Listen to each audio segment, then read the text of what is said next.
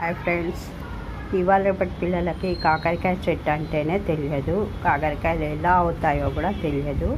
కాబట్టి ఇది పిల్లల కోసం చేస్తున్నాను వీడియో. పిల్లలకు చూపించండి. కాకరకాయ చెట్టు ఇలా ఉంటుంది, దానికి ఇలా పువ్వులు వస్తాయి, ఇలా ఆకులు ఇలా ఉంటాయి అని.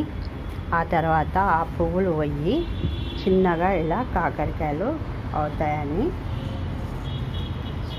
చూద్దాం. మన చెట్టుకు కాకరకాయ ఉందని ఇక ఇలా చిన్నగా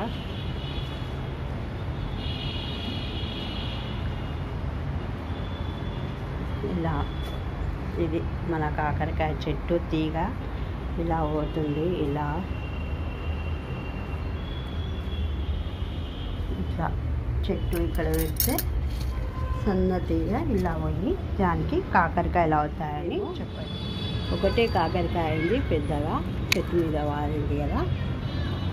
మనము గింజ పెట్టినాక చెట్టు ఇలా చిన్నగా ఇట్లా లేచి తర్వాత తీయ వస్తుంది. దానికోసం ఈ కట్ట వాతాను.